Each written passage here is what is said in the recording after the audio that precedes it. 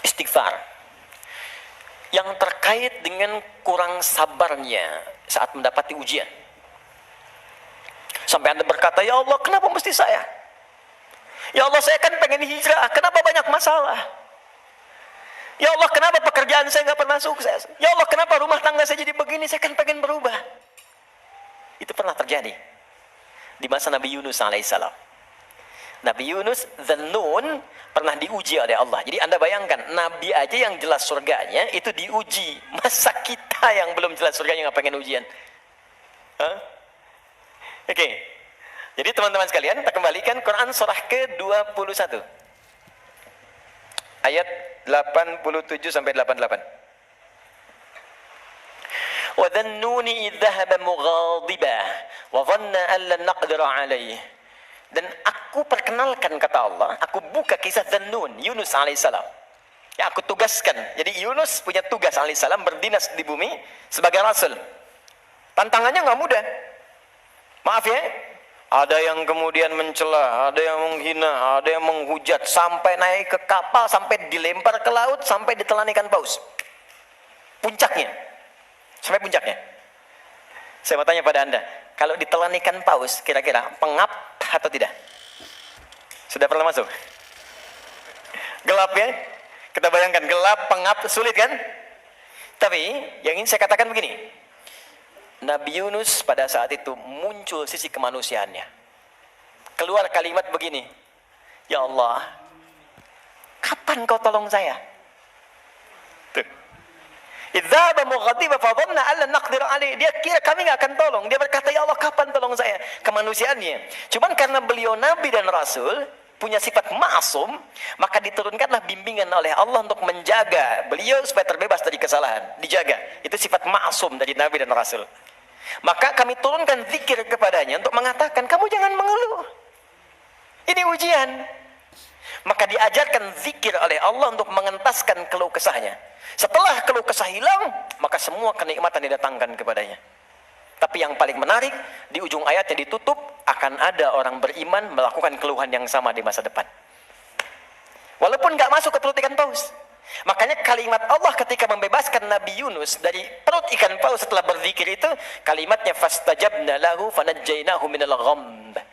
Kami cepat jawab doanya, jadi begitu berzikir dikabulkan oleh Allah, ditutup semua dosa-dosanya.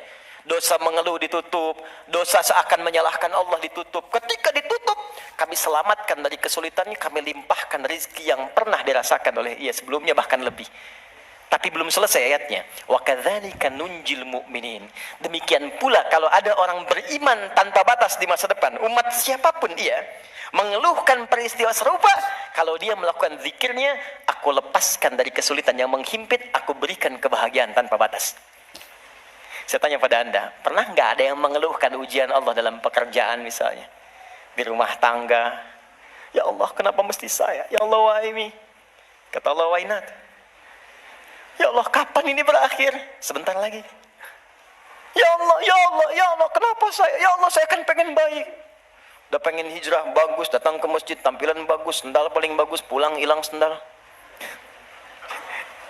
Ya, ada aja gitu kan? Dan kita menuntut. Ya kata Allah tuh, kamu ini bagaimana? Nabi dulu aja diuji. Tapi Allah turunkan zikir untuk menghilangkan itu semua. Sebelum sampai pada zikirnya, teman-teman sekalian, Allah turunkan standar menghadapi ujian semacam ini. Ini pernah saya sampaikan sebelumnya. Jadi untuk menguatkan teman-teman dan saya serta kita semua, di standar ujian itu begini. Dan banyak kata Allah gagal melewati ujian itu bukan karena kurang pintar, tapi nggak belajar cara melewatinya. Saya bikin persamaan sebentar ya. Di situ aja, nggak apa, nggak. Saya tahu mana yang saya harus dihapus. Mana coba? Nah, saya tunjukin. Antum di situ dulu, lihat dulu. Ya, saya tunjukin ya. Bismillah. Karena antum yang orang pertama saya tes nanti. Insya Allah. Yang ini dulu. Ini tidak. Jazakallah khair. Kalau mau dipegang, boleh. Pegang dulu aja. Lihat sini. Saya bikin persamaan begini. Saya tanya dulu. Mau masuk surga? Masya Allah, alhamdulillah. Surga punya persamaan. Mau dekat dengan Allah? Alhamdulillah, Masya Allah. dekat dengan Allah? Baik. Mau dapat ujian? Kok jadi lemas? Mau punya masalah nggak? Enggak. Maaf ya, cuman sayang. Persamaannya tertulis demikian. Surga dekat dengan Allah. Ternyata kuncinya disebut dengan sabar. Kuncinya apa? Sabar.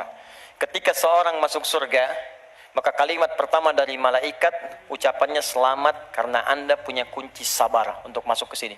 Itu di Quran surah ke-13 ayat 24. Salamun alaikum bima sabartum fa ni'ma uqbad dar. Selamat Anda sabar.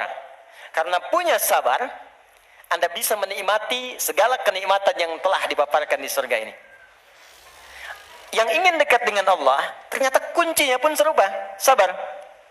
Dalilnya Quran surah kedua ayat 153. Innallaha ma'as sabirin. Allah bersama orang-orang sabar.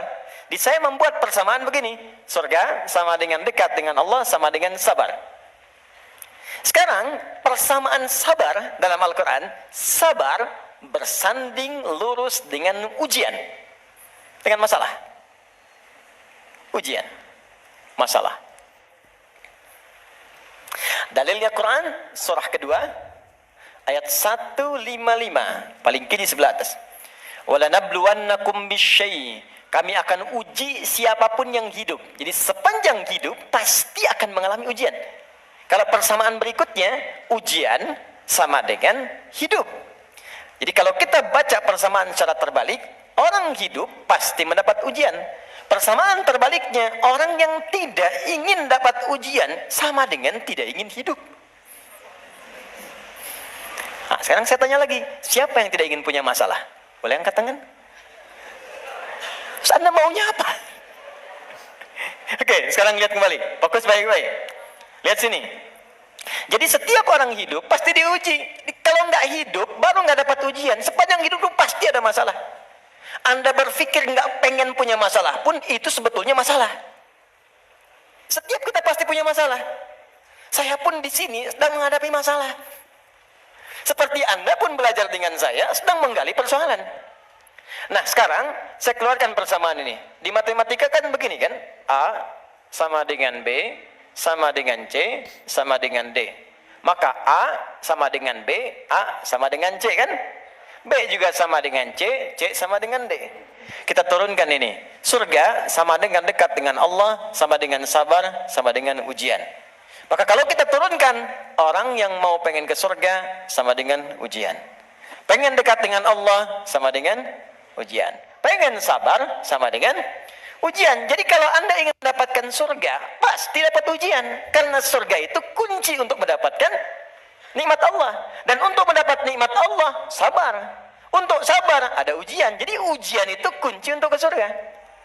Ujian itu kunci untuk dekat dengan Allah. Jadi makanya berbahagialah ketika sedang punya masalah. Artinya itu mendekatkan Anda untuk dekat dengan Allah. Coba ibu kalau nggak diuji dengan perilaku suami yang kurang menyenangkan, ibu nggak akan mungkin nikmat tahajud malam hari minta sampai berderai air mata. Kenapa jadi ketawa? Antum kalau nggak diuji dengan ujian pekerjaan, nggak akan nikmat antum puasa. Bukankah tahajud datang saat pekerjaan mulai macet? Saat akhir bulan uang belanja belum keluar? Baru kan mulai ya Allah. Terus puasa, terus baca Quran. Di kadang-kadang ujian itu muncul supaya kita bisa menikmati kedekatan dengan Allah. Ini ketika Anda mengatakan, ya Allah, aku ingin ke surga Firdaus. Baik, nih ujian. Ini masalah. Cuman supaya gampang mengatasi itu, diturunkanlah fikihnya, muncul caranya. Bagaimana supaya ringan menghadapi ini? Jadi bukan gelar yang dibutuhkan di sini, pelajaran. Anda nggak belajar, nggak lulus ujian. Sekarang ini ada ujian kehidupan, nggak dipelajari, status Anda setinggi apapun, gagal. Bagaimana rumusnya? Sebelum kita ke kalimat yang kita akan bacakan, maka turunan-turunan di Al-Quran. Ada 3 rumus. Pertama, kalau Anda sedang menghadapi masalah, kalau tidak ingin rumit, baik di kantor, di rumah, dimanapun, pertama kata Allah berlaku Quran surah kedua ayat 286. La yukallifullahu nafsan illa Ini nih rumusnya. Prinsip pertama, tolong tanamkan dalam jiwa kita. Mustahil Allah menguji seorang hamba di luar batas kemampuannya. Kalau kita bahasakan ini ke dalam bahasa psikologi, itu akan menenangkan jiwa kita. Kalau Anda sedang diuji, katakan, kata Al-Quran, bisa, mampu. Karena mustahil Allah menguji kalau Anda nggak mampu. Teman-teman maaf ya, yang mampu itu Anda, bukan saya. Ketika Anda punya masalah sebesar apapun sekarang, Anda mampu, saya tidak. Karena itu Anda yang diuji, bukan saya. Allah menilai Anda mampu. Kenapa Anda pesimis? Allah menciptakan kita mengatakan Anda mampu. Kenapa kita yang diciptakan pesimis? Nikmati saja, katakan pasti bisa. Mampu saya. Kita yang punya ayatnya, orang Jepang yang praktekkan. Bahkan dia bikin benteng Takeshi. Kamu bisa, kamu bisa, kamu bisa. Hanya untuk menaklukkan Takeshi. Kita punya, saya senang baca ya, senang baca dulu lihat. Nonton tidak. Cuma saya senang lihat baca apa gitu kan. Baca saya tahu. Son Goku, musuhnya Piccolo, penulisnya Suzuki Watanabe, saya tahu itu. Ya. Jadi tapi bacaan saja ya. Liverpool kalah 2-0 sama Chelsea, saya tahu nih. Nah, balik sini. Kembali ke awal tadi. Jadi ya itulah ujian. Kita mampu. Yang kedua, rumus kedua, Quran surah kedua Al-Baqarah di pertengahan ayat. Ya, yuridullahu bikumul yusra wala yuridu bikumul usra. Paling gampang al-insyirah, inna ma'al usri. Itu secara psikologis itu akan menguatkan kita. Dikata Allah, kalau engkau sedang punya masalah, katakan pada dirimu, pasti mudah, pasti ada solusinya. Jadi kalau diri kita begitu, itu akan ringan menghadapinya. Maaf ya, dibandingkan Anda menulis status, nggak akan selesai. Ternyata kamu tidak seperti yang aku kira. Capek. Udah aja, pasti selesai, pasti bisa. Nah sekarang persoalannya, cara kita mengatasinya, ikhtiarnya bagaimana sekarang? Nah supaya kuat, maka kadang-kadang ada tindakan yang keliru. Kadang mengeluh, kadang curhat nggak jelas, kadang cerita ke orang, alih-alih kemudian kita mengadu kepada Allah. Atau puncaknya malah menyalahkan Tuhan. Maka diturunkanlah oleh Allah sebuah zikir lewat lisan Nabi Yunus alaihissalam yang kalau dibacakan seketika Allah tenangkan keadaan jiwa, dibuang keluh kesah dan langsung diberikan jalan terbaik untuk mendapatkan nikmat yang diharapkan. Apa bentuk zikirnya? Quran surah ke-21 ayat 77-nya. Wa nada fil zulumati alla ilaha illa anta subhanaka inni kuntu minadh. Itu zikirnya. La ilaha illa anta subhanaka inni kuntu minadh zalimin. La ilaha illa anta subhanaka inni kuntu minadh zalimin. Ini umum. Bisa di jabatan mungkin kurang menyenangkan, bisa di harta benda, bisa di persoalan. Nabi Yunus kan dia menjabat sebagai rasul, cuma dikerjai oleh orang, dilempar ke perut ikan paus sampai keluar. Bahasa Qur'annya wa kadzalika nunjil mu'minin. Kalau ada orang beriman berzikir seperti sama yang dikerjakan oleh Yunus, kami selamatkan ia seperti kami selamatkan Yunus alaihissalam. Boleh dikerjakan pasca salat. Langsung perintahnya di Al-Quran. Jadi kalau secara pribadi bacakan Rabbana zalamna anfusana, zikir terkait tadi bacakan ini. Bonusnya ada juga kan penyakit yang suka memvonis diri. Ya Allah, aku kok malah sakit begini. Kenapa mesti aku yang sering tahajud, sering puasa? Kenapa begini? Lakukan zikir Nabi Ayub alaihissalam. Bukan hanya diberikan ketenangan pada jiwa, bahkan diberikan kesembuhan. Diberikan kesembuhan. Saya berani mengatakan ini karena saya coba praktekkan di kalangan teman-teman spesifik dan hasilnya 100%. 100%. Ini ada saudara kita yang sedang ikut karantina dari Goa, cukup jauh, Makassar ke sana. 30 orang, rata-rata di atas 50 tahun, 53, 57 sekian, sekaligus pendidikan imam. Sekarang di Sukabumi. Ada di antara mereka yang matanya satu nggak ngelihat, satu. Coba saya sampaikan pesan Al-Quran ini, saya datang, saya kunjungi ke sana, saya sampaikan, begini cara menghafal, Anda bacakan doa ini sebelum menghafal ini, setelah menghafal ini. Kalau ada hajat khusus, cari di Al-Quran. Saya tunjukkan beberapanya. Tahu apa yang terjadi? 2-3 hari ke belakang saya dapat berita, ternyata yang nggak melihat ini, hari pertama, kedua, ke-13, ke-14, ke-15, tiba-tiba remang-remang melihatannya. Begitu masuk hari selanjutnya, dia buka kamar mandi masih pakai handuk, langsung ada cahaya. Ini nyata. Kelihatan semua benda yang di situ. Bisa melihat kembali. Dia keluar seketika, dia langsung sujud. Bersyukur kepada Allah Subhanahu wa ta'ala. Ini kisah nyata, saya tidak mengarang. Nanti mungkin sebentar lagi ke depan akan kita sampaikan untuk share kepada yang lain. Ada kemuliaan. Jadi kalau makhluk mengatakan mustahil, itu tanda dari Khalik, tinggalkan makhluk, minta pada Allah. Nah, ada zikir Nabi Ayub alaihissalam untuk menghilangkan keluh kesah ketika sakit. Itu di Quran surah ke-21 ayat 83 sampai 84. 84 jawabannya. Wa ayyuba idz nada rabbahu, zikirnya anni massaniya dhurru wa anta arhamur rahimin. Allahumma anni massaniya dhurru wa anta arhamur rahimin. Ya Allah, penyakit ini sudah mengganggu saya, melukai saya, sedangkan Engkau yang paling sayang kepada saya. Kalau yang paling sayang saja tidak menyembuhkan saya, kepada siapa lagi saya mesti meminta? Oke, jadi itu ya.